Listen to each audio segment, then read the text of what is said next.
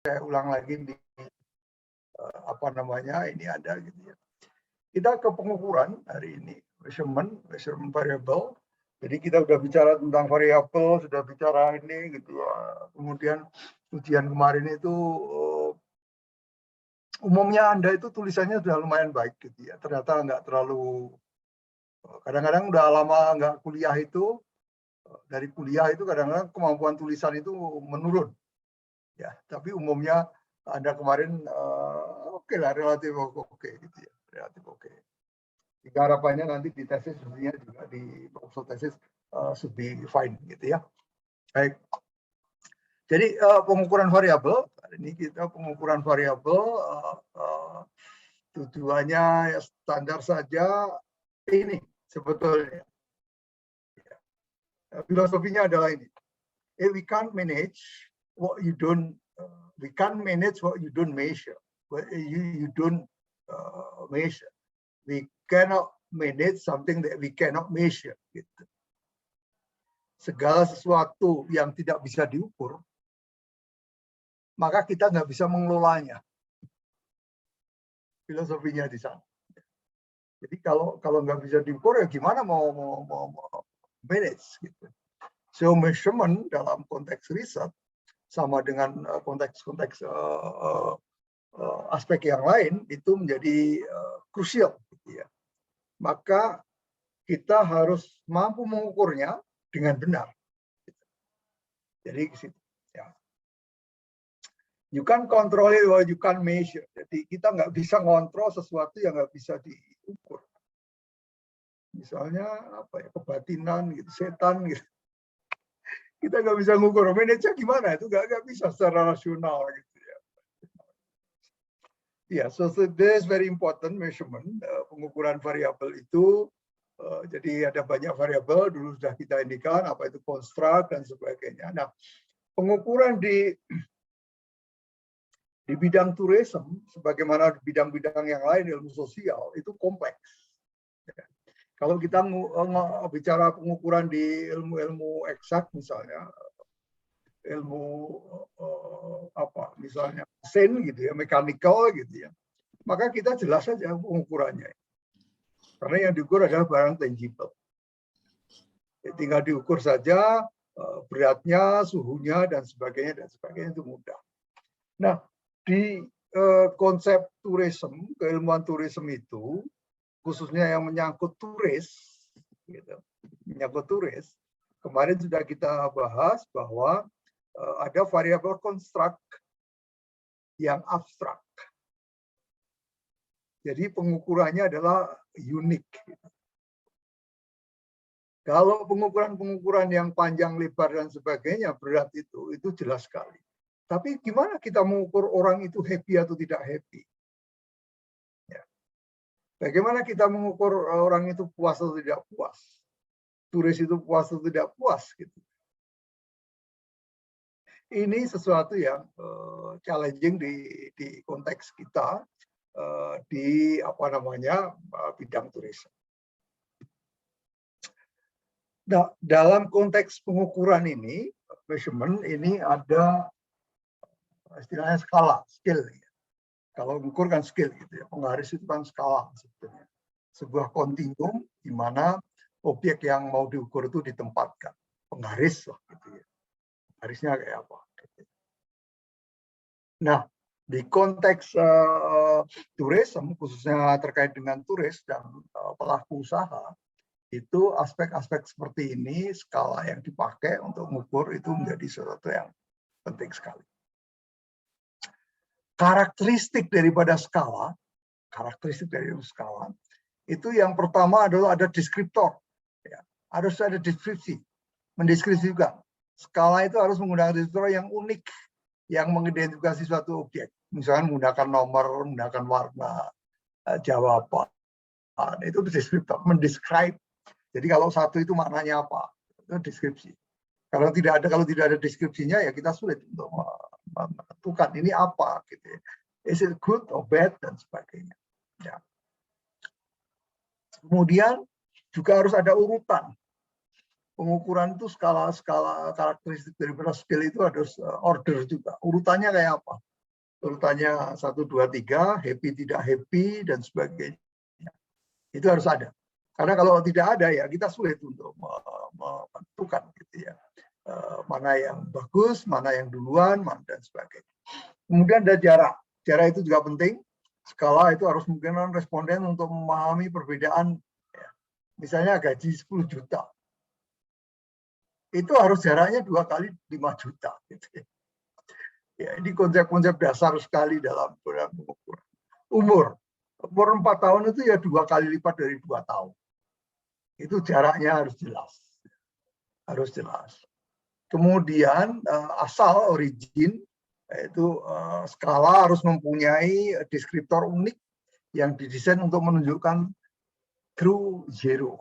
Yang dimaksud nol itu apa? Yang nggak punya uang itu apa? Apakah benar-benar nggak punya atau nggak megang uang atau apa? Nolnya itu apa? Ya. Ini skala-skala. Nah, pada dasarnya pengukuran di bidang riset itu bisa kita kelompokkan menjadi 4 ini. Secara sederhana 4 ini. Ya. Ada skala rasio, ada skala interval, ada skala kategori lagi, ini kategori ordinal, kemudian yang nominal. Ada 4. Dan Anda ketika Anda bikin tesis, riset Anda, udah pasti Anda menggunakan 1, 2, atau mungkin semuanya dipakai. Ya. Umumnya dipakai semuanya. Kecuali Anda pakai nanti kualitatif, ya, kualitatif research. Ya. Kalau kita lihat sebetulnya ada degree dalam pengukuran ini. Ada pengukuran yang paling lemah, ada pengukuran yang paling atas. Ini adalah rasio itu pengukuran yang paling kuat. Ya. Sekarang kita lihat satu-satu. Kenapa dia disebut sebagai metode atau skala pengukuran yang lemah, paling lemah untuk nominal. Dan mengapa rasio? Kita lihat satu-satu. Skala dasar yang pertama adalah nominal. Nominal itu skala yang mana periset itu menempatkan satu objek dalam kategori saja. Jadi contohnya adalah misalnya destinasi apa yang dalam 6 bulan ke depan akan Anda kunjungi. Tinggal pilih. Taman kota, kebun binatang, museum, dan sebagainya. Ini skala nominal.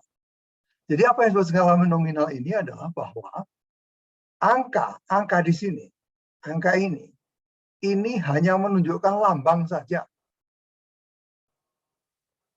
Ya. Jadi 1 itu menunjukkan lambang taman kota. Yang kedua, lambang kebun binatang, dan seterusnya. Jadi nggak bisa dikatakan bahwa nilai dari museum itu adalah 3 kali taman kota, nggak bisa begitu. Maknanya apa? Kalau begitu, kalau 1, 2, 3 ini bukan sebuah angka, tapi sebuah lambang, maka dia nggak bisa dirata-ratakan. Jadi analisis nggak bisa dirata-ratakan. Masa taman kota dirata-ratakan gitu ya. Destinasi ke depan 6 bulan rata-ratanya apa? Di min gitu ya. Iya keluar angka, tapi meaningless. Ya. Itulah kenapa dikatakan sebagai skala nominal itu adalah skala yang paling lemah. Karena nggak bisa diapa-apakan karena dia hanya memberikan lambang. Ya. Jadi angka-angka ini hanya sekedar simbol. Sama kalau warna mobil, merah, kuning, dan sebagainya, nama orang, dan sebagainya itu adalah sebagai sebuah lambang. Ya, maka ini disebut sebagai skala nominal. Apakah ini baik atau buruk? Tidak baik atau buruk, tapi maknanya adalah dia tetap kita gunakan sebagai pengukur untuk sesuatu yang sifatnya adalah simbol saja, gitu ya. Tetap diperlukan. Nah, skala yang kedua adalah skala ordinal. Skala yang lebih bagus di atasnya tadi adalah ordinal. Namanya ordinal itu ya ordinal. Ordinal itu maknanya bertingkat. Ya. Degree. ada kategori yang menunjukkan perbedaan kelompok, ya ranking. Kalau ordinal itu ranking. Misalnya, berilah tingkat kesukaan Anda pada destinasi wisata ini. Ya. Tingkat kesukaan, sangat suka, biasa saja, tidak suka. Nah, itu ada degree-nya. Ya. Ya. Jadi kalau begitu, kalau angka 1, 2, 3 ini berbeda dengan yang tadi, yang nominal. Kalau 1, 2, 3 ini tadi adalah benar-benar melambangkan, ya, melambangkan destinasi wisata. Kalau ini adalah untuk menunjukkan tingkat kesukaan. Jadi di sini paling suka adalah ke Ancol ternyata orang. Kemudian paling suka kedua adalah ke TMI. Maknanya adalah bahwa kurang lebih tidak bisa dikatakan eksak, gitu ya, bahwa ke Ancol itu 2 kali disukai dari TMI, tidak begitu,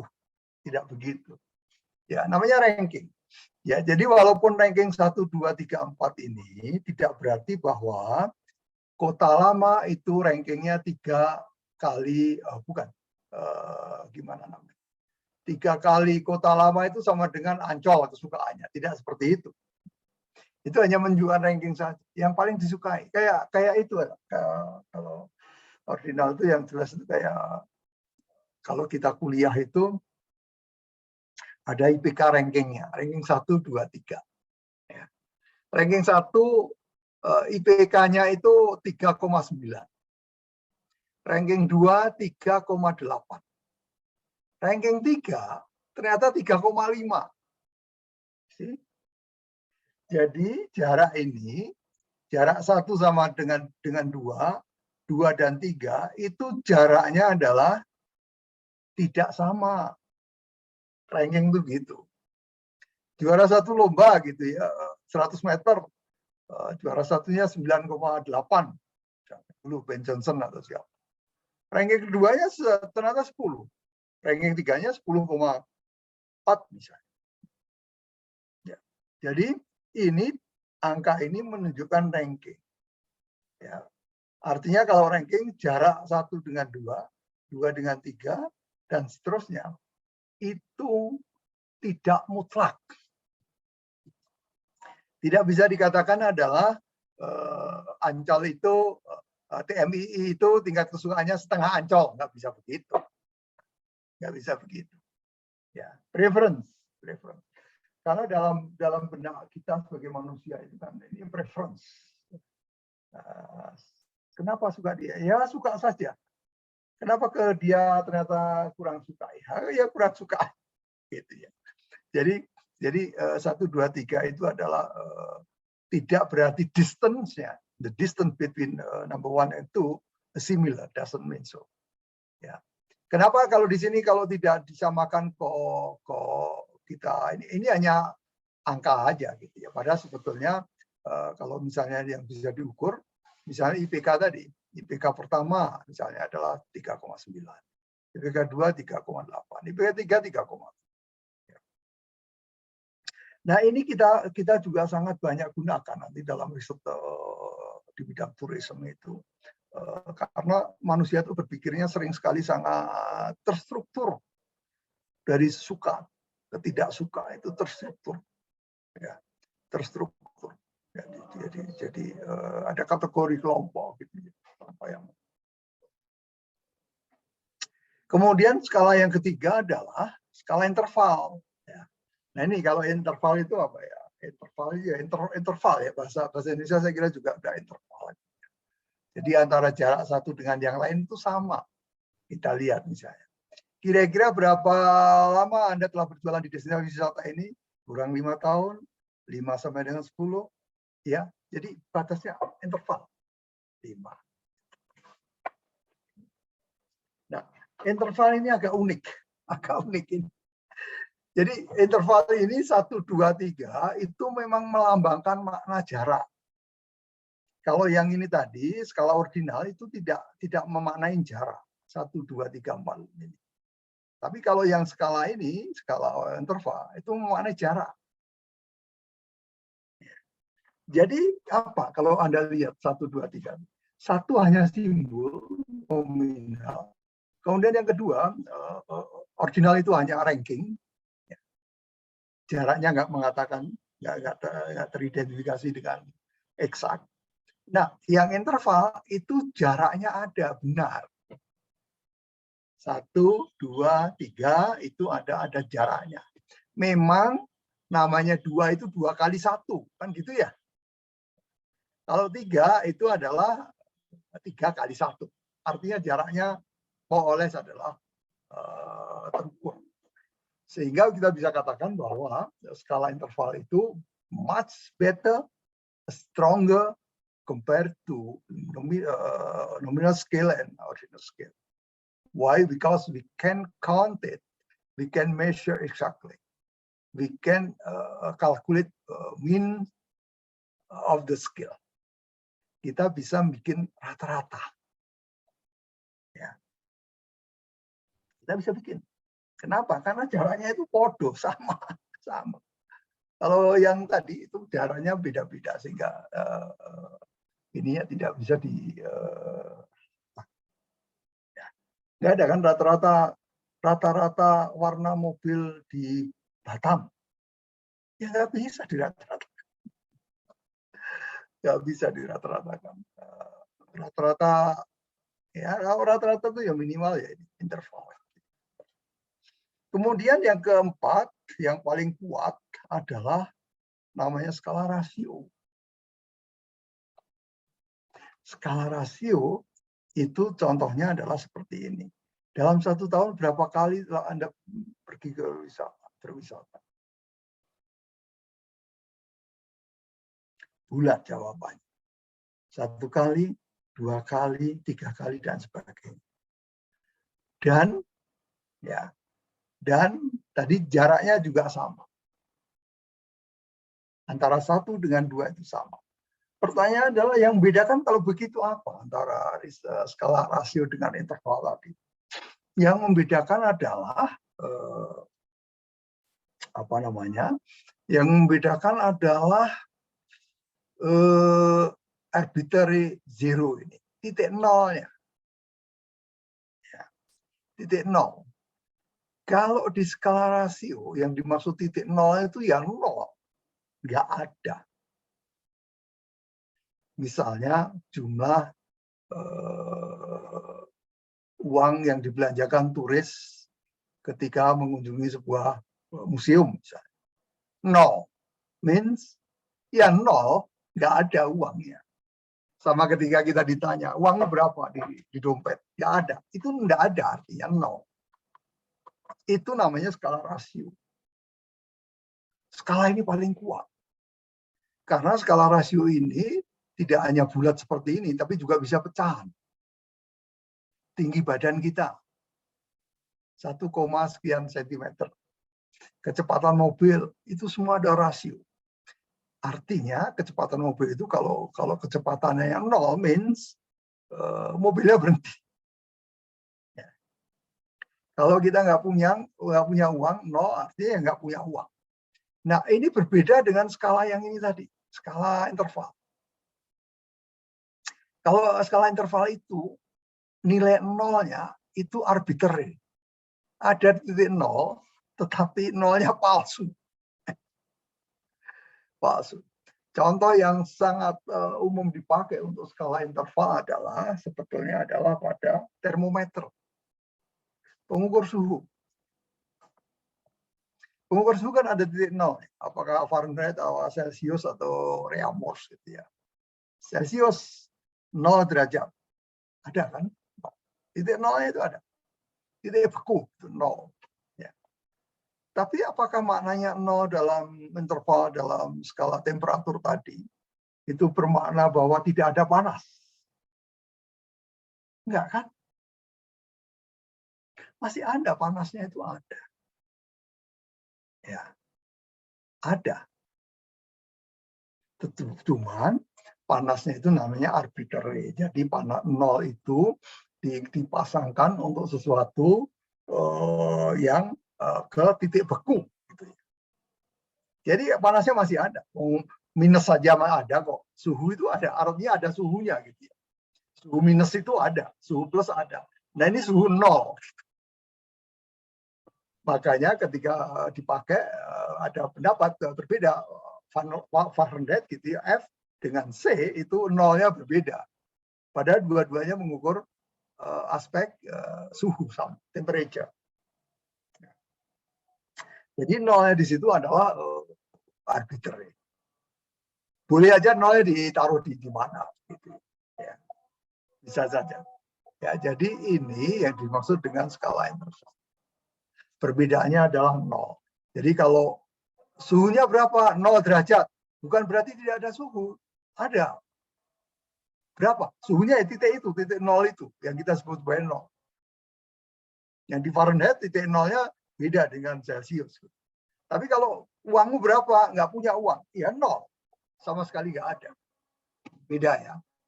Tapi tadi antara punya uang dan tidak punya uang 1.000 dengan 2.000 itu maknanya adalah 2 kali lipat, 2.000 itu 2 kali lipat 1.000, sama dengan suhu badan tadi. Suhu badan 10 derajat itu sama dengan 2 kali 5 derajat. Sama kan jaraknya? Sama. Ya. Nah itu untuk apa namanya interval itu yang membedakan titik nolnya. Maka dua metode ini adalah metode yang kuat sekali. Karena dia bisa digunakan untuk mengukur rata-rata. Kalau Anda ingat dulu, kuliah statistik atau matematik zaman bala, dasar hitungan itu kan sebetulnya simpel ya, plus minus bagi kali kan ya. Artinya apa? Bisa dirata-ratakan. Jadi konsep rata-rata itu konsep dasar yang sangat kuat dalam matematik, dalam statistik, dan dalam pengukuran implikasinya. Jadi sebuah pengukuran yang memungkinkan dilakukan rata-rata, maka statistik parametrik itu bisa digunakan untuk menganalisa data. Kalau ini tadi nomor 1, yang nominal itu hanya deskriptif saja. Jumlah yang akan datang ke taman kota, berapa orang. Kemudian yang ke kebun binatang nanti berapa orang, aja begitu aja. Warna mobil berapa, merah sekian banyak, ini sekian banyak. Ya. Kemudian untuk ordinal, tadi ranking akan kelihatan mana yang paling disukai dari semuanya ini. Ya. Dari Ancol, TMI, dan sebagainya itu kelihatan rankingnya berapa. Tapi kalau interval dan rasio adalah kira-kira seberapa detail orang akan spending uang. Itu bisa dirata-ratakan. Rata-rata berapa spend per night di Batam, turis Singapura. Itu bisa dihitung. Bisa dihitungnya adalah pakai skala rasio. Karena tadi yang tidak spend, ya benar-benar nggak spend. Gitu ya. Ya ini Anda akan praktis gunakan semua dalam kegiatan riset. Kita lanjut. Jadi yang membedakan ini semua adalah, kayak ini secara sederhana saja dikan bahwa kalau nominal itu sesuatu yang sifatnya adalah tidak bisa kita hitung. Kalau ordinal itu bisa ranking. Ranking itu bisa 1, 2, tapi bisa ranking itu bad, good, news. Agree, neutral, disagree. Bisa. Ya. Kalau interval itu yang paling gampang adalah nanti mikirnya adalah degree Celsius. Ya. Year bird. Ya nggak bisa aja year bird. Year bird saya 61. Titik nol umur saya itu 61. Titik nolnya Pak Jo Lubes itu nggak tahu berapa dia. 2000 kan. Wah, masih muda sekali. See? Titik nolnya berbeda. Nah, kalau rasio ini adalah body, pokoknya yang bisa dihitung lah. Ya, bahkan sampai titik koma di belakang koma itu masih bisa dihitung, itu namanya rasio. Nah, dua ini disebut sebagai metrik, variabel metrik. Variabel metrik itu boleh dilakukan analisis rata-rata. Kalau ini nggak boleh, karena ini data kategori, yes no gitu ya. Ini atau itu, merah atau putih. Ya, jadi mengapa metrik rasio itu paling kuat? Karena tadi bahwa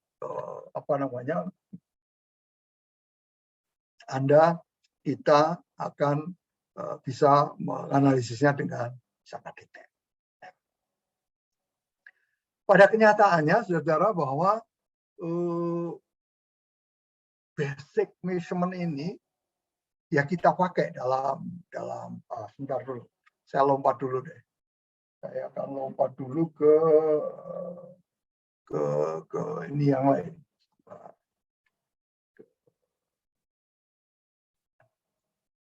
Sampai yang lain, saya kira ya ini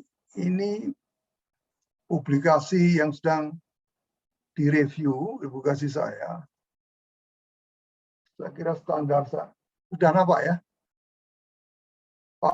Pak Ferry sudah nampak? Sudah nampak, Pak. Jadi ini beberapa contoh dari tadi pengukuran tadi. Ya.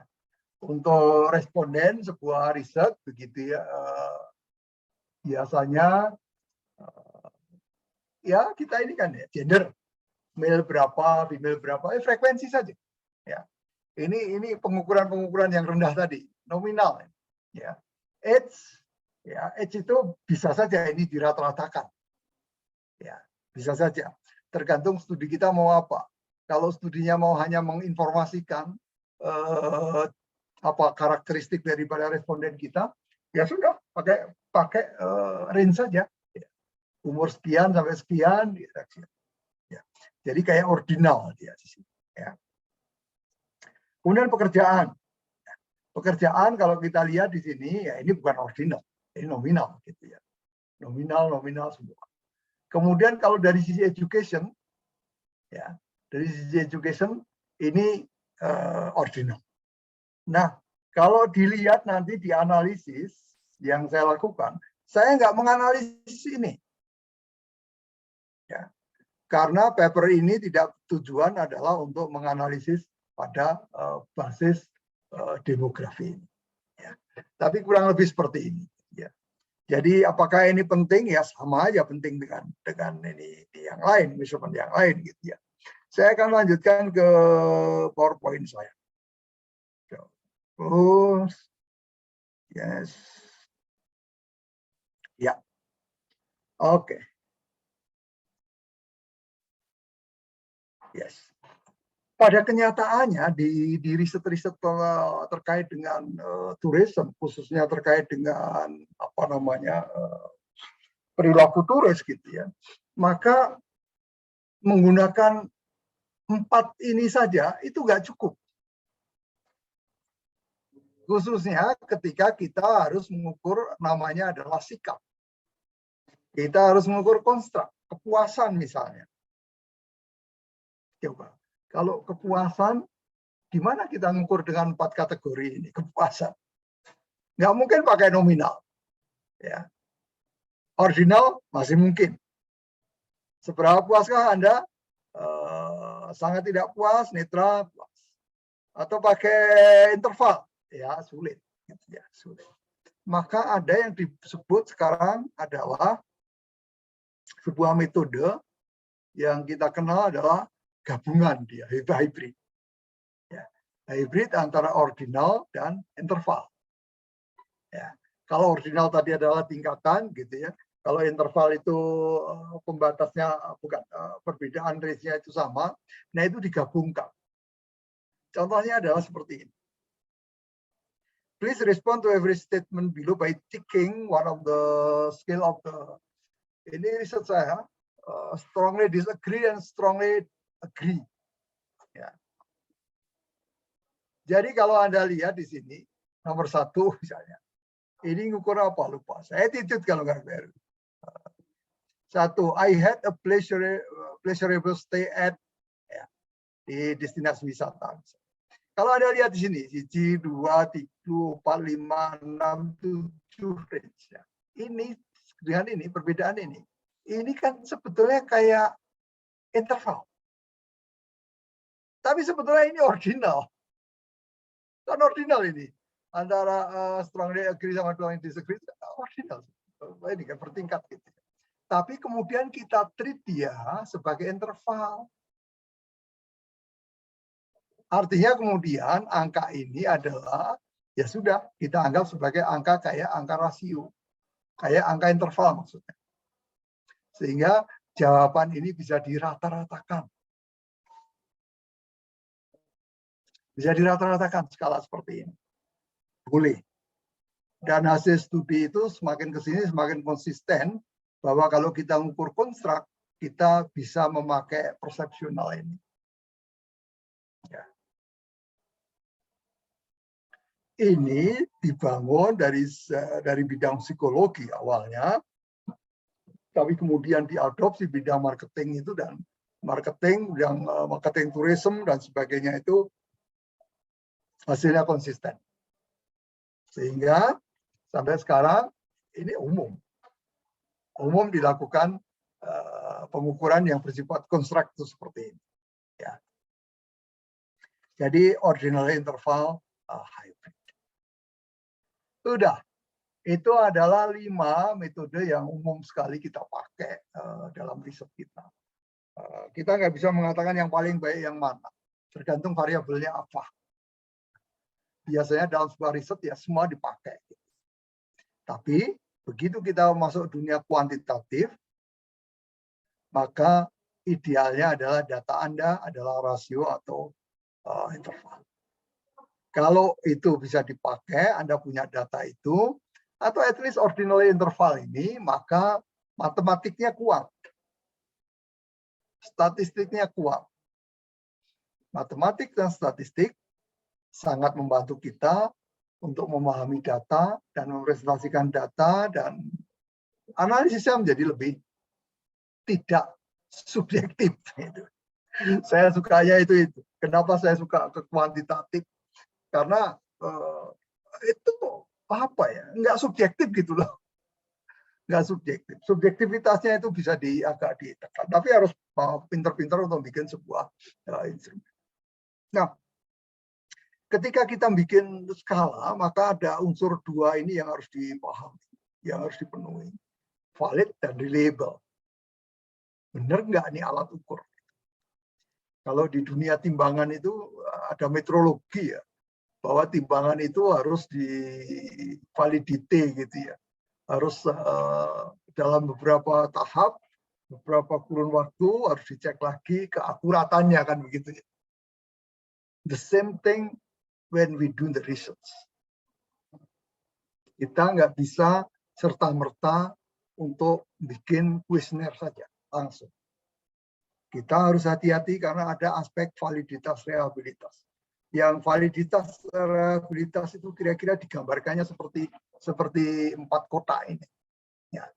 Kalau Anda lihat, ini misalnya senapan. Ini adalah sebuah tembakan, senapan gitu. Senapan itu ditembakkan berkali-kali, ternyata ngumpul ke sini hasilnya. Artinya apa? Bahwa senapan itu benar-benar valid. Karena tujuan nembak kan pasti di tengah. Kemudian juga reliable. Terus saja ke sini. Ya idealnya gitu. Jadi kalau Anda mengukur sebuah konstruk turis yang datang ke Batam, kemudian instrumen itu dipakai di tempat lain, itu konsisten hasilnya. Maknanya seperti itu. Ya. Tapi bayangkan kalau seperti ini. Ya. Ini ditembakkan itu kemana-mana, tapi masih dalam dalam lingkaran. Masih valid. Ya, karena masih dalam lingkaran. Tapi tidak reliable dia, ngacak dia kemana-mana. Nah, yang kita cari itu seperti itu. Ya. Nanti pengujian statistiknya bisa kita lakukan. Nah, untuk mendapatkan reliabilitas validitas itu, kita nanti salah satunya adalah paling bagus itu mencari alat-alat ukur yang pernah teruji di riset-riset sebelumnya. Nggak teruji? Contohnya. Contohnya apa yang saya lakukan? Misalnya saya terus dulu ini di riset itu menjadi seperti ini.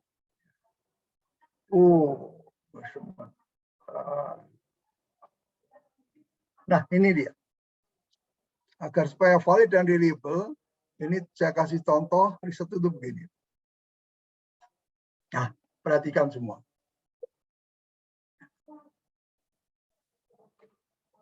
Valid, reliable itu maknanya adalah konsisten. Dipakai di mana-mana itu pas gitu ya. Nggak meleset. Maka sebaiknya kita mencari, kalau bisa, kalau ada, tidak selalu ada, adalah skala-skala yang telah teruji di riset sebelumnya. Contohnya ini. Jadi riset ini adalah, saya sudah pamerkan pada Anda, judulnya adalah ini. Oh, ini di Islamic Marketing. Ya. Judulnya adalah Muslim Green Attitude, Effect dari Environment Concern, Knowledge Environment, Religiosity, Modeling Role of Gender. Ya. Jadi modelnya adalah seperti ini. Ya. Ini saya meracunin mahasiswa saya itu dengan riset-riset saya. Semua saya tarik ke riset perilaku. Nggak selalu sih ya. Jadi modelnya adalah seperti ini. Lihat. Jadi sikap, tapi ini sebetulnya tidak harus Muslim. Tidak harus Muslim. Kebetulan riset saya ini Muslim gitu ya. Sikap itu dipengaruhi oleh religiosity, environment concern, environment knowledge. Karena dari sikap nanti menentukan perilaku orang seperti apa. Dan saya ukur juga bagaimana efek terhadap gendernya. Laki perempuan beda enggak sih? Nah, riset ini bukan riset yang baru. Riset sebelumnya tidak persis seperti ini, sudah ada. Ya. Karena sudah ada, ya sudah. Saya ikut saja yang dulu. Nah, ini dia. Bagaimana saya mengukur konstruknya ini? Ya. Kita lihat di situ. Environment concern. Itu ya sudah, saya konsul aja pada ahli-ahli ini. Yang sudah menerbitkan ini. Ya. Sudah menggunakan konstruk ini. Attitude juga begitu. Religious behavior intention juga begitu. Ya. Jadi salah satu cara itu begitu. Ini sama, riset yang satunya kalau Anda lihat sama. Riset ini sama. Saya berharap salah satu dari Anda, kalau ada yang tertarik, lihat judul dua ini ya. Muslim Green Attitude, efek kalau ini. Kalau ini adalah attitude formation buat green product in Indonesia. Pengaruh environment, culture, and religion. Yang membedakan adalah kalau ini Muslim saja, kalau ini saya religion. Religion di Indonesia saya memakai 3. Kalau Anda lihat sedang direview yang ketiga kalinya. Berkali-kali. Ya. Nah, saya fokusnya adalah ke Muslim, Christian, Hindu. Ini bagus sekali. This topic is good. Ya. Maka saya sangat berharap di antara Anda akan melanjutkan ini. Diganti aja ini, jadi tourist attitude formation buat green products. Itu udah luar biasa. Tinggal menambah beberapa variabel yang lain yang dianggap relevan. Itu penting sekali. Karena kalau kita ngomong ke depan, it is about green. It is about environment. COVID, begitu Anda dapat extra jab, itu jab yang ketiga kayak Pak Ferry itu saya kira udah wah tidurnya udah nyenyak dia kayak ya udah ya, kayak insya Allah udah gak inilah kalau kena kayak ya memang tourism akan bangkit dengan terkalahkannya COVID terkendalikan. Tapi ke depan, the future, it is really about environment, including bidang tourism. Jadi kalau studi ini dilanjutkan lagi ke konteks tourism, beautiful. Ya. Loh, saya tadi kok kemana-mana, ini malah promosi di saya. Kembali lagi ke laptop. Jadi ke sana ya, dari provokasi saya memang itu, kemudian ini pengukuran. Sebelum tanya jawab, saya akan lanjutkan lagi dulu presentasi dulu biar selesai, kemudian nanti question and answer. Ya. Pengukuran sikap. Ya. Salah satu aspek penting dalam pengukuran itu namanya sikap. Kalau tadi pengukuran how much money do you have, how much money do you spend, how many days you're traveling and so on, itu gampang mengukurnya. Karena itu measurable. Ya. Tetapi gimana dengan sikap? Penting sekali dalam tourism. Terkait dengan turis. Kenapa? Karena sikap itu melatar belakangi tindakan seseorang, perilaku seseorang itu dari sikap. Kalau kita lihat di media sosial sekarang itu menggunakan ekspresi-ekspresi label-label seperti ini kan. Yang kalau kita lihat ini semua itu apa sebetulnya? Itu attitude. Dia kan ukur sikap sebetulnya. Ya. Jempol itu sikapnya aku suka dia kan gitu. Hati sama ini. Sebaliknya saya marah gitu. Attitude. Ya. Nah, ini sudah ini kan sangat jadi pemahaman umum bahwa yes, this is very important to see, to understand about attitude. Itu attitude, coba. Ya. Kalau kita lihat juga ini lihat, excellence is not a skill, it is an attitude. Ya. Kalau yang sangat saya suka itu juga istilah yang saya kira saya juga berkali-kali mungkin saya pada ada. Being smart is good. Penting. Pinter itu penting. Tapi pinter itu kalah dengan latihan. Kalah. Orang cerdas itu kalah sama orang yang praktis. Ya, praktis terus-menerus itu sebuah attitude bahwa dia suka, itu attitude. Dan attitude itu dia penting karena attitude itu adalah dia mendasari perilaku. Jadi perilaku turis itu bisa diprediksi dari sikap dia. Ya. Dari sikap dia. So, measurement attitude di konteks riset tourism definitely is very important. Ya. Kita lihat di sini, misalnya. Siasat kayak apa sih ekoturis? Karena ke depan, saudara-saudara, ke depan itu tadi saya ceritakan, itu sebab green sekarang itu. 50 tahun lagi, kalau kita tidak bisa membalikkan ngerem high carbon footprint, kan air laut naik 2 meter, Jakarta udah tenggelam. Jadi kesadaran ekoturis itu menjadi penting. Dan ekoturis itu sikapnya adalah bagus sekali. Selalu buy local, respect local culture, respect gitu ya. Save energy, protect heritage. Salah satu sikap. Ini sikap-sikap mereka. Ini ladang penting bagi Anda nanti untuk riset-riset tesis akan. Nah, ini beberapa contoh saya cari-cari tadi, contoh bad attitude dari riset dari turis. Gitu. Turis yang sikapnya jelek kan parah sekali lihat orang-orang kayak gini, selalu ada kan ya. Bahkan di airport, kadang-kadang saya, aduh sedih saya. Airport itu tempat duduk untuk misalnya 4 orang karena dia mungkin capek sekali atau apa tuh udah dari mana tidur di situ. Itu attitude gitu ya. Tempat ber-AC masih aja di merokok. Itu dan hal seperti itu nggak ada nilai tambah. Sama kalau dulu wisatawan misalnya.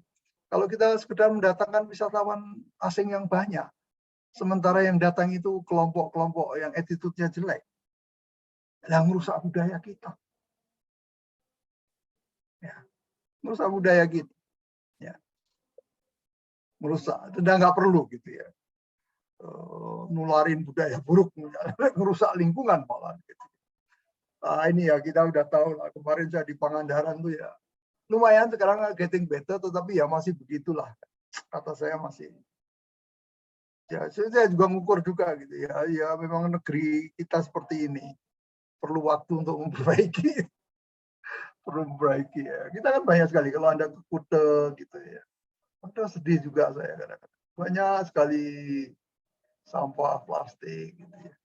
Di Pangandaran kemarin juga. Saya juga di weekend ini kemarin di Jogja saya. Pantai Gunung Kidul itu masih sangat ini. Ya ini attitude, semua itu attitude ya, attitude. Itulah kenapa attitude itu menjadi penting bagi saya untuk riset saya begitu ya. Tadi saya ingin menjelaskan model saya, ini stop dulu, screen lagi, kembali lagi ke sini. Jadi ini adalah attitude formation toward green product evidence. To raise attitude formation toward green products. Integrating environment factor, culture, religion. Mengapa dia penting, attitude ini? Melihatnya adalah dari model ini, berpikirnya. Mana sih model? Yes. Kenapa attitude penting dalam riset? Karena attitude itu, dia akan lead pada perilaku, behavioral intention. Kalau sudah ada niat, namanya juga niat. Udah pakai niat saja udah dapat pahala loh, jangan lupa. Kenapa? Karena niat itu akan melahirkan perilaku. Walaupun tidak 100%. Ya. Tetapi ada kecenderungan bahwa kalau niat itu kemudian perilaku. Nah, yang mendasari niat itu adalah sikap. Ya, sikap. Yang mendasarinya itu sikap. Jadi sikap orang seperti apa itu akan berperilaku. Maka penting sekali kalau Anda lihat di riset-riset tourism itu, attitude menjadi bahan kajian yang penting sekali. Ya. Di konteks ini tadi, ini saya kira di tourism juga sama ya. Modelnya saya kira seperti ini, mungkin tanpa religiosity ya. Dari 3 aja ini udah luar biasa penting. Sikap orang terhadap green seperti apa. Nanti dibagi lagi misalnya ke faktor lain. Jadi kalau model saya ini sama aja dengan yang muslim tadi. Basic modelnya itu sama. Nah, riset itu begitu. Ini sama. Ini attitude, behavioral intention, religiosity, environment sama. Ya. Jadi fokus ini yang paper ini khusus Muslim. Paper selanjutnya tadi membedakan antar kelompok agama, 3 agama besar di Indonesia, dan selanjutnya mungkin ada tadi turis. Ya, turis. Oke. Jadi karena pentingnya ini, maka mengukur attitude itu menjadi isu yang penting sekali ketika kita mau memahami tentang turis.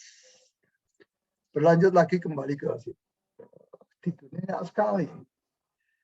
Yang tidurnya begini, ada yang nyoret-nyoret tembok, macam-macam lah kalau sikap-sikap jelek. Saya nggak tahu di Batam kayak apa. Tapi di Batam lebih ini kali ya, lebih well organized ya, lebih seperti Malaysia Anda itu. Kalau di Jawa itu kan udah kredit gitu ya. Kredit. Oke. Jadi ini sikap. Sikap secara teori seperti ini, komponen seperti ini, sikap itu adalah ada knowing, tahu, suka, dan niat berperilaku. Jadi tahu, suka, perilaku. Komponennya teori tripartit seperti teori yang lain juga banyak, tapi poin pentingnya adalah bahwa sikap itu adalah memprediksi perilaku. Ya. Jadi hitungan prediksi sikap itu menjadi sikap. Nah, gimana cara mengukur sikap? Ada banyak metode. Ya. Yang pertama itu misalnya skala Likert. Skala Likert itu tadi, kayak yang saya sebutkan tadi. Ya.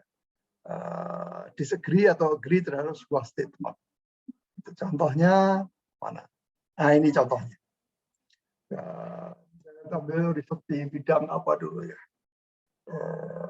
Di bidang olahraga, terkait olahraga. Tapi bisa juga ditarik dengan bidang turisme. Jadi ada pernyataan di sini, ya, yang mengukur adalah komponen dari sikap, gitu ya, cognition, suka, dan kemudian niat. Tinggal setuju tidak setuju. 1, 2, 3, 4 kayak yang tadi. Itu sama seperti tadi. Seperti cepat sekali. Sorry. Ini adalah Likert. Sebutan lain ada juga Likert. Ya. Likert. I help people stay at strongly disagree.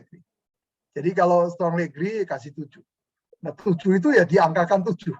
Nanti digunakan rata-rata. Jadi ini umum sekali untuk mengukur apa yang disebut dengan sikap. Ya. Berlanjut, pengukuran Likert itu ini, kemudian ada lagi yang diferensial, ya, semantik diferensial. Nggak berbeda. Cuman di sini ada sebuah story, kemudian dari story itu kemudian kita tarik itu intinya adalah kalau kita jumlahkan nanti adalah sikap. Ya. Ini tinggal diisi 1, 2, 3, 4, 5 gitu, jawabannya. Dari itu di counting gitu ya, maka kita akan tahu sikap orang itu seperti apa. Kemudian bisa juga niat, ya.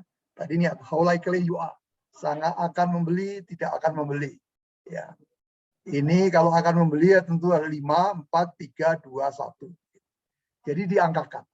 Ya. Tadi pakai pendekatannya adalah sudah interval atau hybrid interval, ya, dengan ordinal.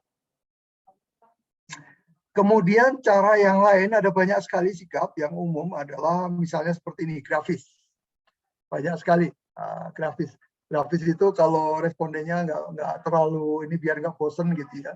Kalau kita ke toilet mana gitu kan tinggal grafis saja di senyum atau tidak senyum gitu ya. Biasanya begitu dia. Kemudian bisa juga skala seperti ini, dicentang aja yang mana gitu ya. Kemudian skala pokok juga seperti ini. Ada plus, ada minus, gitu ya. Nanti tinggal jumlahkan saja. Kalau banyak minus, rata-rata sikapnya jelek, misalnya di jumlah. Kemudian ada juga peringkat. Tadi ordinal sudah. Pilihan 1, 2, 3. Apalagi ini. Poin. Suruh poin, kasih 100, suruh bagi, gitu. Ini sulit. Ini secara matematika bagus untuk analisisnya, tetapi ketika kita sodorkan pada responden sulit. Gimana membagi 100 ke dalam poin ini kan sulit sekali. Ya, bingung kita, kadang-kadang berapa persen ya, karena kan sulit, karena resepsional. Gitu. Sehingga makanya yang paling populer sebetulnya untuk menguji mengukur attitude itu adalah dengan skala Likert. Kembali lagi ke ini saya akan tunjukkan bagaimana mengukur di penelitian. Saya akan tunjukkan, saya share lagi. Oke. Nah, pengukuran attitude ini basically ini juga semua attitude. Bukan attitude lah. Hybrid ordinal. Ini khusus attitude itu hanya 5 saja. Happy, willing, prefer, kira-kira seperti inilah. Ya, dia ini diambil dari mana? Ini diambil dari tadi ya, dari referensi-referensi yang ada. Ya. Pengukurannya seperti ini. Sehingga ini semua adalah bisa dirata-ratakan. Gitu. Kan rata-ratanya nggak dicantumkan di sini. Kemudian nanti di sini bisa dilakukan regresi, korelasi. Ya. Sehingga menjadi precise, menjadi enak kita. Menggambarkan dari sini enak hasilnya. Hasilnya jadi seperti ini. Oh, ternyata sikap orang itu dipengaruhi terutama adalah oleh environment concern di sini. Ya. Environment concern terutama itu. Ini karena loading faktornya paling gede, paling berpengaruh. Ini pakai PLS, ya.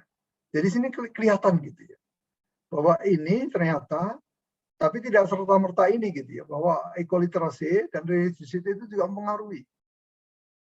Semakin religius orang,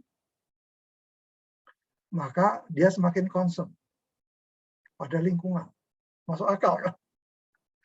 Kalau semakin concern, maka sikap dia terhadap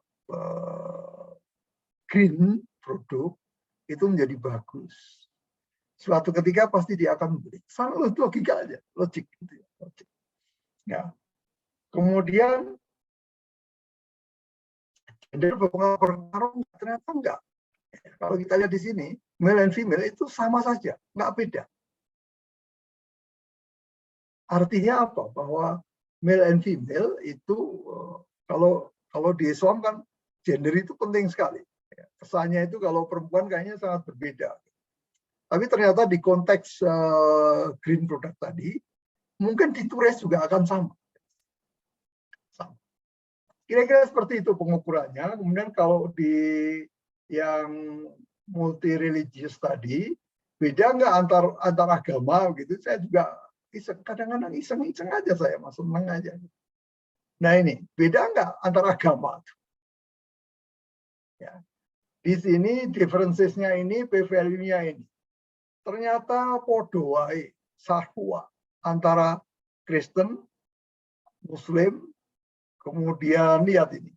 Beda nggak Kristen sama Muslim? Sama saja.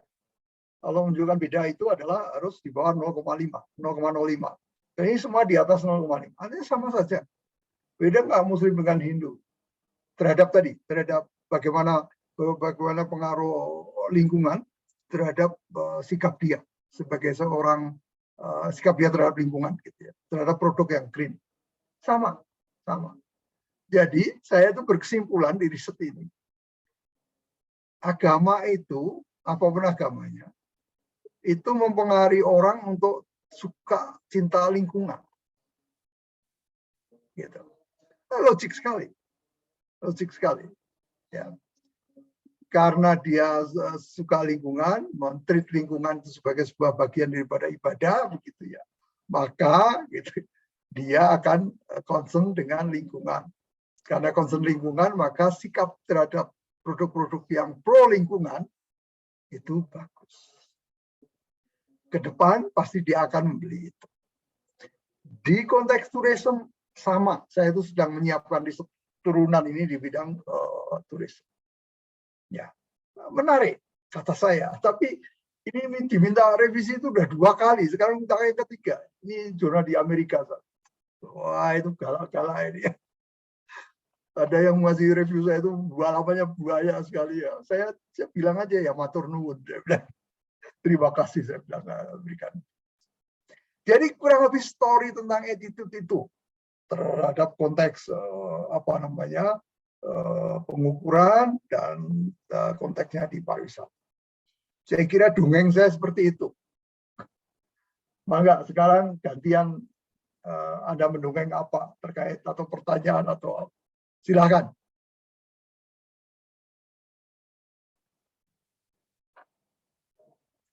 Biasanya Pak Jo dulu. Oh Pak Febri, udah nyala dulu Pak Febri. Kamu kok ini di mana ya ada latar belakangnya ini seger gitu kayaknya sedang masih off Pak Febri. Oh, do you want to say Pak Febri? Belum, ya oke. Okay. Mau tanya soal skala, Prof. Saya buka dulu sebentar pannya. Ya. Untuk yang ini, jadi karakteristik skala untuk jarak tadi, ya masih agak bingung dok. Skala, jadi untuk jarak atau distance, skala harus memungkinkan responden untuk memahami perbedaan antara objek yang diukur. Misalnya tadi kalau gaji, oke. Perbedaan umur ini, skalanya ini yang buat, maksud saya gini dok, Prof. Kemarin kan kita ada tugas UTS itu, apa namanya, membuat mini research. Jadi udah disuruh UTS rasa tesis soalnya kemarin katanya gitu kata teman-teman. Jadi kita bikin sebuah artikel yang juga harus ada risetnya tentang consumer behavior. Apakah teorinya masih berlaku? Jadi ada FIT sama GIT. Jadi bukan FIT maksudnya personal dengan corporate gitu ya. Nah yang saya pilih itu waktu itu mengenai individual. Jadi ada consumer behavior, ada psikologi, ada sosiologi, ada 4 lah gitu ya. Sebelum dan sudah pandemik. Walaupun pandemik belum selesai, anggaplah sebelumnya seperti apa, sesudahnya seperti apa. Jadi kita diminta meneliti apakah masih berlaku teori ini gitu kira-kira dengan terjadinya pandemik. Secara umum kesimpulannya adalah ternyata consumer behavior untuk yang basic ininya tidak berubah. Apa namanya, tetap misalnya secara psikologi orang lebih cenderung tetap membeli karena ada faktor referensi dari teman atau ada pengaruh dari temannya untuk memilih, misalnya dari sisi psikologi atau dari sisi sosial gitu ya. Nah, kemarin saya terus terang lagi cari referensi bagaimana membuat kuesionernya. Akhirnya kuesioner yang saya buat itu adalah misalnya saya tanya, saya tentang tiketing dok, apakah berbeda, apakah berubah apa namanya faktor yang membuat orang consumer behavior itu pada saat pandemik. Jadi saya tanya pada saat sebelum pandemik, ketika Anda membeli tiket, gitu ya, apakah bertanya dulu sama teman, keluarga, family, ya, jawabannya pilihannya ya atau tidak gitu kan. Bertanya dulu ya atau tidak. Terus yang saya tanya lagi pada saat pandemik, nanya lagi apa enggak gitu. Nah itu sebelum dan sesudah memang mereka tetap nanya gitu. Misalnya seperti itu. Nah itu masuk yang mana tuh Prof? Dari skala yang tadi itu. Dan apa namanya, apakah cuma pemeringkatan dan bagaimana menerjemahkannya dalam menganalisa hasilnya. Jadi kemarin terus terang karena memang baru belajarnya juga sekarang membuat skalanya. Tapi kita udah bikin duluan gitu ya. Kebetulan saya sebar juga waktu itu sempat ke salah satu teman saya yang pengajar S2 di Padang waktu itu. Dia nanya, kok kayak gini, kayak gini kuesionernya. Oh ya ini UTS, saya bilang. Dia mikir itu apa namanya kuesioner untuk tesis. Oh saya bilang bukan tesis, ini buat UTS gitu. Nah maksudnya jadi pertanyaannya itu kan tujuannya adalah supaya melihat apakah ini berubah consumer behavior-nya. Nah kuesionernya yang seperti apa sebenarnya yang pas Prof? Ya itu Prof pertanyaannya. Walaupun hasilnya didapat tidak berubah ternyata gitu. Tapi ya itu tadi kuesionernya ya yang ngarang lah kira-kira gitu Prof. Mata kuliah apa kalau boleh tahu Pak Febri? Kenapa Pak Prof? Mata kuliahnya apa ya? Mata kuliahnya tren dan isu globalisasi pariwisata. Tren dan isu pariwisata. Menarik juga. Dosennya dari mana Pak? Ibu Vio dari NHI kalau nggak salah. Ibu Violeta Simatupang. Oke. Menarik sekali itu. Tapi agak kaget. Mites tapi bikin riset. Mini riset gitu. Tadi pertanyaan Pak Fek itu pertanyaannya juga aneh. Sekarang ditanyakan padahal dia udah tahu kesimpulannya bahwa tidak berubah. Artinya kan data analisisnya udah jalan dulu. Datanya, analisisnya pakai apa? Pakai pestle. Pakai pestle, Prof. Oke. Analisnya pakai pestle. Jadi begini, tadi skala itu yang basic itu, yang 4 itu bisa kita gunakan. Apakah metrik atau pakai yang kategori kan gitu ya. Begitu yang metrik, maka dia bisa kita gunakan analisis statistik yang dalam. Sementara kalau sifatnya kategori, ya nggak bisa dalam. Nggak bisa dalam itu maksudnya pengujian terhadap hipotesa dan sebagainya itu kecil kemungkinannya. Jadi kalau hanya pengen tahu sekedar dulu seperti apa, sekarang seperti apa, maka menggunakan bentuk-bentuk pertanyaan kategori itu bisa. Cuman masalahnya analisisnya tidak bisa dalam sekali. Iya, iya. Anda tidak bisa begini loh. Poinnya itu begini loh. Sebentar, saya ini kan lagi. Kenapa penting sekali statistik itu? Share. Jadi gini loh Pak. Ya. Ini sudah nampak ya? Nah, nampak, Prof. Ya. Jelas. Jadi Pak, kalau kita hanya menggunakan pengukuran ini nominal, ya apalagi satu pertanyaan, 2 pertanyaan sederhana, maka kita nggak bisa memprediksi. Begitu kita nggak bisa merata-ratakan, nggak bisa digunakan untuk korelasi, maka prediksinya nggak bisa. Apa menyebabkan apa itu nggak bisa diuji. Padahal yang paling penting itu kan apa menyebabkan apa. Kalau dulu seperti ini, sekarang seperti ini, iya beda. Tapi mengapa beda? Maka Anda nggak bisa menjawab. Ini kelemahan metode yang kategori tadi. Ya. Misalnya dulu Anda belanja berapa kali misalnya. Oke, belanja karena ini. Sesudah ini kayak apa misalnya? Oh, belanja masih tetap itu Anda tidak menguji secara statistik, secara hipotesis.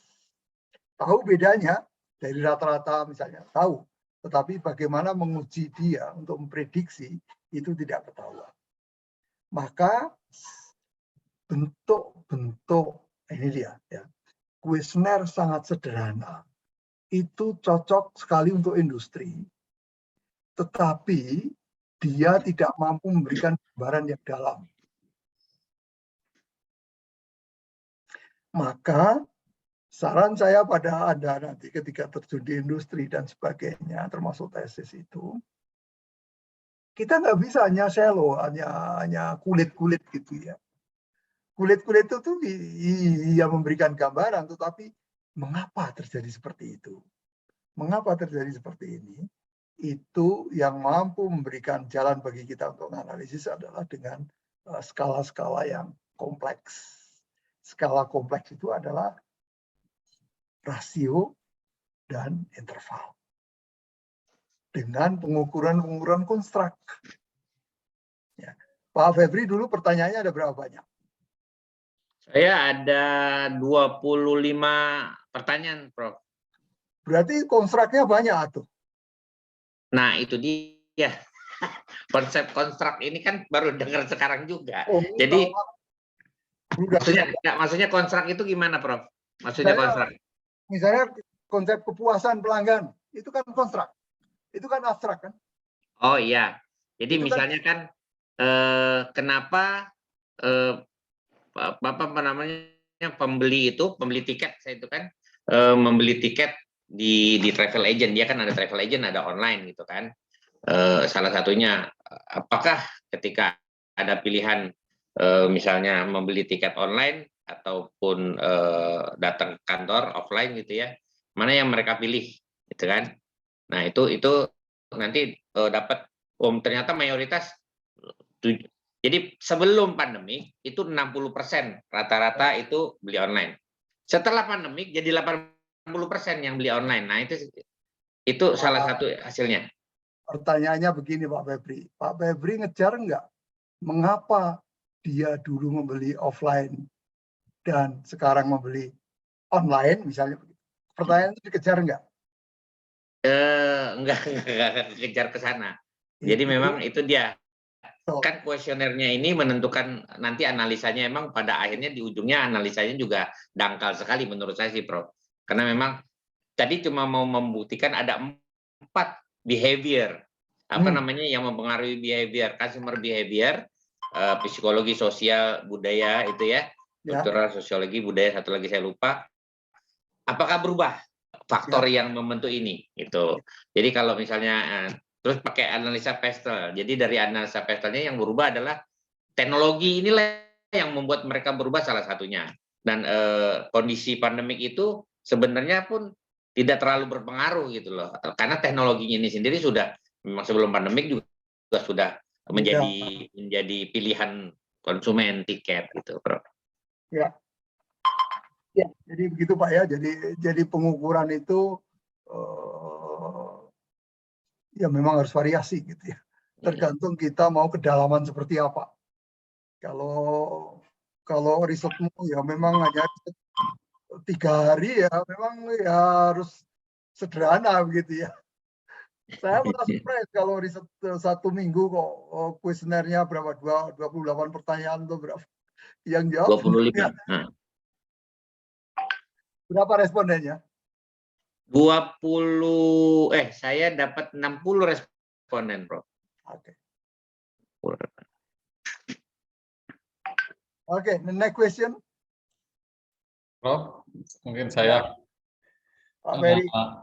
Kebetulan ini tugasnya sama dengan Bang Febri itu, tugas riset juga.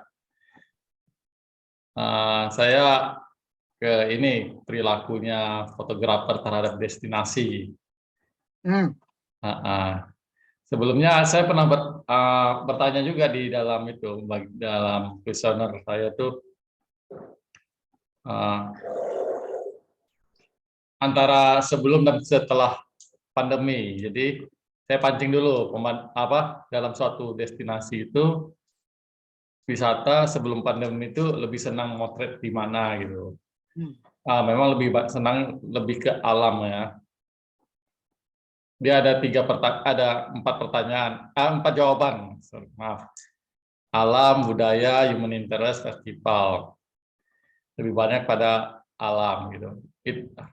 Terus yang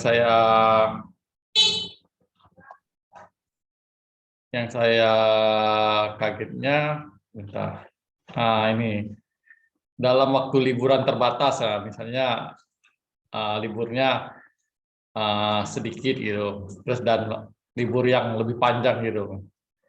Sebelumnya saya kan ada menawarkan untuk memilih itu pemandangan alam atau apa. Jadi saya pikir si responden akan menjawab pada pantai, gunung gitu. Ternyata dalam suatu di jawabannya pertanyaan itu ada juga ini kota, kampung, pantai, gunung gitu. Dan lainnya. Jadi lainnya saya memancing orang tuh menawarin apa gitu. Dan kagetnya rupanya kampung dalam waktu libur terbatas sama libur yang panjang itu kampung lebih banyak gitu. Nah, pertanyaan saya, responden saya kebetulan fotografer dan saya mendapati dari Aceh sampai Papua yang memilih yang ikut dalam kuesioner saya. Yang pertanyaan saya itu kita memberi jawaban kan, misalnya ada 4 pertanyaan tadi. Terus ada terakhir lainnya gitu. Jadi dia menyebutkan itu apakah itu suatu yang tadi dasar, rasio dasar, skala dasar itu atau gimana, Pak?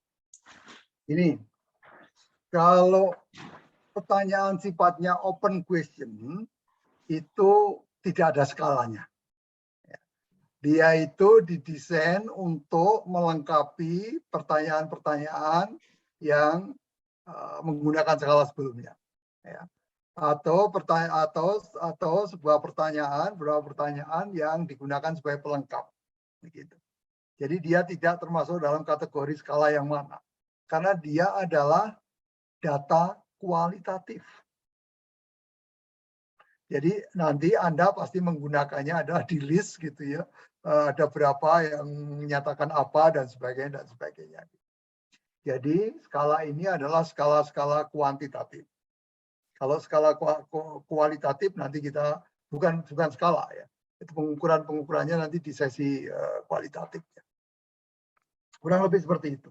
Saya kira exercise yang bagus sekali Pak Ferry dan yang lain, Pak Febri juga, yang lain tuh jangan-jangan yang kemarin digunakan untuk MITES itu bisa dikembangkan lebih lanjut menjadi sebuah proposal tesis. Ya, sebenarnya bisa. Apalagi Pak Ferry itu sudah pengalaman respondennya dari seluruh Indonesia ya. Iya. Dapat berapa Pak Ferry? Dapat 99, Pak. Wah, bagus loh. Padahal itu selama seminggu kan? Saya responden 2 hari dapat 99. 2 hari. Berarti saya buat tulisan aja karena banyak gitu. Jadi di up saja, nanti minggu depan kita bicara tentang sampel gitu ya, sampel size. Itu bisa dijadikan diimprove lagi Pak. Ya. Ya. Tapi saya agak ini coba nanti diimprove lagi di bidang teorinya gitu ya. Karena kalau buru-buru kayak gitu biasanya agak mepet. Pastinya Pak. Jadi saya kira sudah exercise yang luar biasa. Jangan lupa nanti harus publish gitu. Iya, Oke. Silakan pertanyaan selanjutnya. Siapa? Bu Lina gimana? Motret juga Bu Lina. Nggak capek itu bahwa kameramu, kayaknya kameranya bagus ya. Itu LSR berapa? Nggak, udah rusak. Kamera udah lama ya Pak. Fotonya megang kamera Pak, aktualnya lagi gendong bayi itu Pak. Nah, iya, pasti itu. Tahu aja. Luar biasa loh ibu-ibu itu kan, ya mikir suami, mikir bayi, mana kuliah lagi Pak, nekat dia. Wonder Woman Pak, Wonder Woman. Wonder Woman, luar biasa, kita harus apresiasi. Pak Guru gimana Pak Guru? Angkat tangan tuh Pak Galaksi Bambang. Baik Pak, Assalamualaikum warahmatullahi wabarakatuh Pak. Salam. Mungkin yang menjadi pertanyaan saya ini mungkin hampir sama dengan Pak Febri sama Pak Yulo. Kalau saya kemarin mengambil sampel tentang survei pariwisata sekolah lah ya Pak. Jadi memang masyarakat dan wali murid itu tidak mengetahui adanya pariwisata, apa ya pariwisata. Dan pancingan saya berapa bulan mengikuti kunjungan pariwisata, mereka menyatakan kadang-kadang karena tidak memuaskan, kan begitu Pak. Terus saya masuk ke ranah pendidikan. Bagaimana kalau pariwisata ini menunjang anak-anak sekolah untuk eskulnya, untuk pariwisata, di situ kan ada bahasa asingnya juga. Mereka sangat setuju sekali tuh Pak, dan antusias dalam hal masukkan anaknya untuk ke pariwisata, karena mereka berpikir anak saya bisa bekerja dan bisa mencari nafkah sendiri dan kuliah sendiri, begitu Pak jawabannya. Nah, yang membuat beban saya ini, saya belum baru kali ini sih saya kuliah mengadakan survei-survei ini Pak. Jadi ya lumayan lah dapatnya juga dari wali murid, guru dan sebagainya. Nah, yang tidak mendukung ini kan belum adanya Kementerian Pendidikan untuk mengadakan pariwisata di SMA tersebut. Nah, saya mohon arahan sama Bapak lah bagaimana supaya kemaksimalan pariwisata menuju sekolah itu lebih dipahami dan membuat bisa mempengaruhi kemajuan sekolah itu gitu Pak. Terima kasih Pak. Baik Pak Bambang itu sukanya memang ini ya, memang education dia ya. Iya, Saya Pak. langsung jadi ingat edutourism. Lihat Pak Bambang. Jadi kalau Iya, passion Anda di sana, ya gunakan itu, jangan kemana-mana. Jadi fokuslah studimu ke bidang edutourism. Ya, edutourism itu ya tourism terkait education gitu ya. Atau education yang dijual sebagai tourism. Lihat misalnya ini. Ya. Jadi mengunjungi kampus pakai virtual reality gitu ya, pakai VR untuk mendapatkan sebuah pengalaman traveling. Menarik juga loh ini. Edutourism. Jadi dia kalau sebelum ini kan kalau biasanya orang ke Bandung itu ke kampus ITB. Itu edutourism. Ya. Itu menarik sekali untuk dibahas lebih lanjut, dan ada bidang khusus ini seperti ini. Saya jadi cari itu ternyata di tourism.com itu ada, get some ideas dari sini Pak. Ya. Karena kalau yang dipilih yang mana, kayak pilihan semua hal itu bisa sangat menarik. Bisa sangat menarik. Jadi fokus saja nanti dalam perjalanan, pilih aja tetap bidang edutourism, tapi kemudian yang mananya. Misalnya niat sekolah atau siswa untuk tourism, untuk mengunjungi apa, tourism apa, minatnya kayak apa dan sebagainya. Kira-kira seperti itu. Jadi jangan jauh-jauh dan bidang itu sangat luas. Saya jadi ingat pertanyaannya Pak Bambang dan kawan-kawan tadi adalah jadi begini. Kayaknya ada satu faktor yang Anda di Mites kemarin, saya nggak tahu Anda sadarin atau tidak. Karakteristik daripada responden Anda. Ya. Kalau responden Anda itu majoritinya adalah milenial, jangan lupa dia sudah makhluk berbeda dari saya, tentu gitu ya kalau ngomong. Ya. Misalnya fotografer tadi, siapa yang fotografi, ternyata ada fotografi yang suka ke kampung gitu ya, motret kondisi kampung, itu pasti milenial itu. Ya, karena milenial itu beda dengan Y generation atau generasi yang lebih tua. Generasi yang lebih tua itu kan biasanya kan pantai, pokoknya yang klasik-klasik gitu ya, pantai, kota. Tapi milenial itu mempunyai karakteristik yang agak berbeda. Dia melihat teknologi dan dia melihat keindahan itu tidak seperti definisi orang-orang sebelumnya. Ya, dia mungkin jadi uniqueness itu bahkan kan kalau di mana? Kalau di Thailand itu ada slum tourism ya. Ada yang pernah tahu? Slum tourism itu menjual daerah-daerah kumuh di kota untuk wisatawan. Siapa yang bisa menikmati itu? Keindahan dan seperti itu. Kayaknya juga milenial. Jadi nanti juga harus dipikirkan lagi. Ya. Jangan lupa bahwa riset itu kita tidak harus menjawab permasalahan dunia, tapi yang penting adalah fokus. Gitu ya.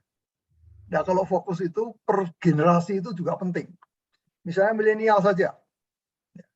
Misalnya Z saja untuk Pak Bambang, mahasiswa saja, untuk siswa SMK saja, LTA, itu fokus saja. Itu jauh lebih bermakna daripada misalnya ngambil yang bervariasi gitu ya. Kecuali mau prediksi secara umum. Ya. Jadi karakteristik daripada subgenerasi tadi sangat berbeda, maka begitu, kalau kita bisa fokus ke sana, itu akan menjadi meaningful. Jadi Pak Bambang baca lagi bacaan-bacaan, tapi jangan jauh-jauh dari edutourism ini. Gitu ya. Edutourism. Kalau di luar negeri, saya jadi ingat kampus itu selalu mengundang para alumni-alumni untuk datang mengunjungi kampus. Itu kan tourism. Itu tourism itu. Ya. Dia stay di akomodasi kampus gitu, dia bayar, happy dia, happy 2 hari gitu. Itu ya. Nanti Pak Ferry juga gitu, ke UGM udah kakek-kakek, happy. Iya Pak. Ini itu edutourism. Potensi besar itu sebenarnya. Iya, saya kira iya. Ya, jadi jangan lupa tadi fokus generasi yang mana yang mau ditembak.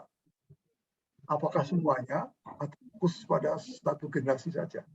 Silahkan itu nanti dipikirkan gitu ya.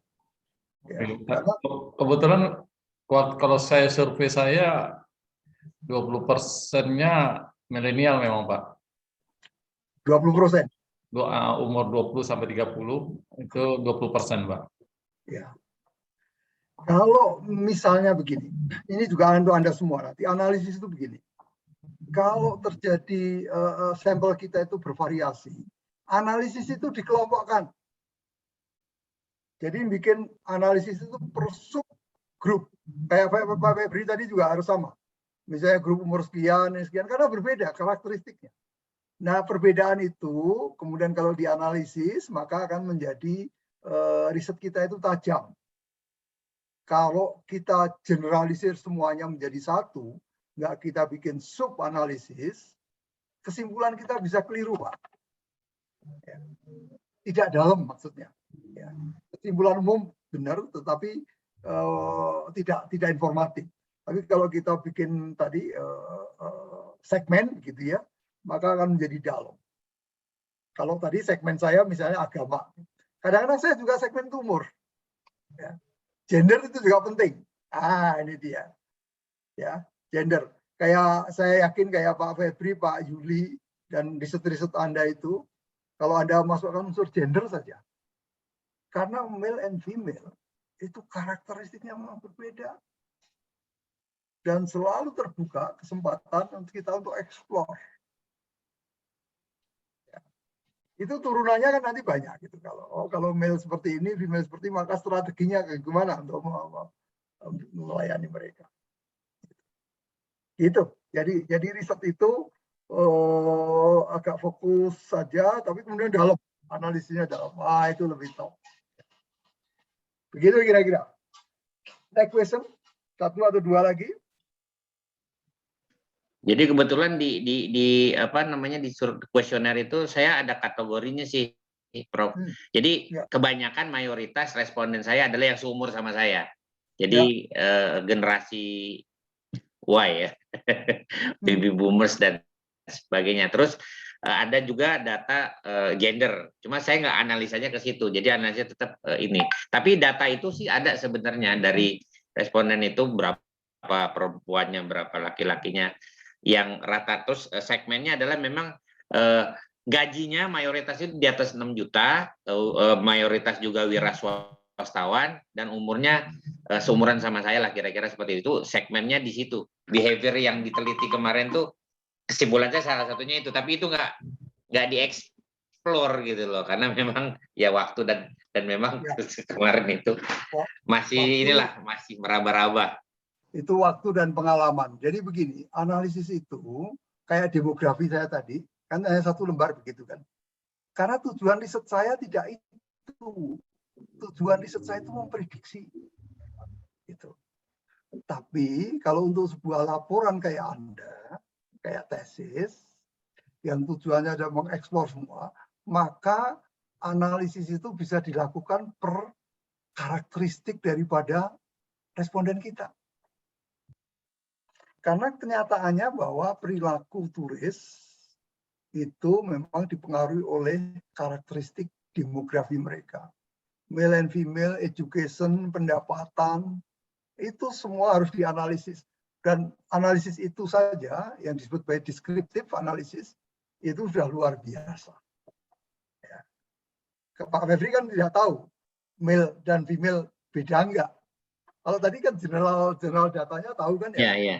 Tapi kalau dianalisa bisa tuh, Prof. Jadi kan mereka masing-masing punya datanya tuh yang ditanya itu jawabannya apa. Iya. Itu bisa digali lagi sih sebenarnya. Yes. Cuma waktunya udah habis. Enggak apa-apa. Jadi pengalaman. Jadi kayak gitu dianalisis. Jadi menjadi dalam gitu loh, nanti memahami sesuatunya menjadi dalam. Oke. Ya, Prof. Terima kasih, Prof. Yang lain? Yeni, Bu Yeni. Tuh, ada siapa lagi? Oh, nggak ada suaranya. Ya sudah. Oh, saya, Prof. Ya. Prof. Malam, Prof. Malam. Ya, kalau saya kemarin itu mini riset saya tentang sport tourism. Di mana yang saya survei itu tidak semuanya adalah orang-orang yang mengikuti mempunyai hobi sport. Apakah jawaban-jawaban dari mereka itu bisa relevan dengan apa yang akan saya riset nggak ya, Prof? Ataukah Gini. saya harus membagi kuesioner ke orang-orang yang memang benar-benar melakukan kegiatan berolahraga atau hobi berolahraga? Jadi gini, turisme itu sebuah industri. Artinya kompleks sekali, apapun ada di sana. Sama dengan sport tourism. Sport tourism itu juga kompleks kayak education, edutourism tadi. Gitu. Ya. Tinggal kita milih yang mana, fokus kita mau yang mana. Misalnya, kalau fokusnya adalah sport tourism dari perspektif orang yang mempunyai hobi atau pengalaman bersport. Boleh, bisa. Ya. Kemudian ada pertanyaannya adalah, oh sukanya seperti apa sih? Pengalaman seperti apa sih? Tapi bisa juga kepada orang yang belum pernah, bukan sportman. Ya. Misalnya ke Bandung menikmati pertandingan Persib. Bukan untuk olahragawan. Itu udah sport tourism juga. Ya. Atau keinginan untuk coba melakukan sport ketika dalam tourism. Ya. Jadi hal seperti itu, riset itu sebenarnya terbuka sekali kemana saja. Itu interest kita di mana dan kita mau memutuskan apa. Atau tadi pukul rata aja, pokoknya semua. Gak apa-apa. Yang pernah olahraga, yang tidak olahraga, kumpulin jadi satu. Nah, nanti analisisnya dipisahkan. Oh, Yang baik, Prof. olahraga seperti apa, yang tidak seperti apa. Sehingga nanti treatmentnya pada kelompok 2 turis itu menjadi sesuatu yang berbeda dan menjadi tepat sasaran. Begitu ya, Jadi, kira-kira. ya, Prof. Jadi saya bisa memisahkan antara apakah mereka ini mengikuti sport tourism-nya atau mereka mau menjadi penonton gitu ya, Prof? Yes. Ya. Ya. Baik, Prof. Terima kasih masukannya, Prof. Jadi demographic analisis itu penting dilakukan. Ini kok suaranya. Ya. Oke, next. Satu lagi barangkali. Mau nanya, Prof? Ya, silakan. Halo. Oke. Ini Erik, Prof. Combat Free Maverick. Wah, namanya ya, memang betul. combat ya? Iya, betul, Pak. Memang suka berantem? Saya praktisi silat, Pak. Tapi udah kemarin lah. Sekarang mah udah jadi pariwisatawan. Namanya aja keren loh, combat. Hati-hati kalau keluar negeri orang takut semua. Ya, Silakan. Prof, ini mau nanya, kebetulan kan yang masih terkait tugas teman-teman yang lain tadi, kalau tema yang saya ambil itu adalah pengaruh daya pendorong dan penarik wisatawan itu yang berwisata di Kepri, di Batam. Cuman yang saya maksudkan itu untuk wisatawan yang di Kepri-nya sendiri, Prof, gitu. Nah, problemnya adalah ketika judulnya itu luas ya, Prof ya. Wisatawan Kepri gitu, Prof, kan luas. Cuman bagaimana misalnya kalau respondennya itu di bawah 100, Prof. Nah, kebetulan yang saya itu kemarin respondennya 50 aja, Prof. Sementara saya merasa judulnya ini luas gitu, tapi respondennya sedikit. Nah, itu bagaimana, Prof? Apakah bisa dikatakan itu mewakili atau memang kurang untuk menyebar kuesionernya, Prof? Gitu, Prof. Terima kasih, Prof. Ya, jadi begini, saya kira pembelajaran dalam hidup, baik kuliah maupun kehidupan gitu ya, itu adalah mensikapi keadaan. Ya. Kita itu tidak bisa praktis atau kemampuan kita mengubah lingkungan itu berat, kan gitu ya. Kalau begitu ya sudah nggak usah kita ubah lingkungannya, tetapi kita pilih sesuatu yang manageable. Maksud saya adalah jika waktunya terbatas, ya, kemudian energi waktu juga terbatas, maka fokuslah, pilihlah topik yang manageable. Begitu. Jadi kayak misalnya yang tadi riset Anda, ya sudah.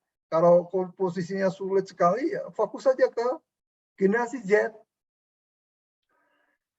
Terus surveinya pakai GFOAM. Ya, Itu sudah betul. Karena kalau nanti di bahasan sampel, saya akan jelaskan, kalau populasinya besar, sampelmu harus besar.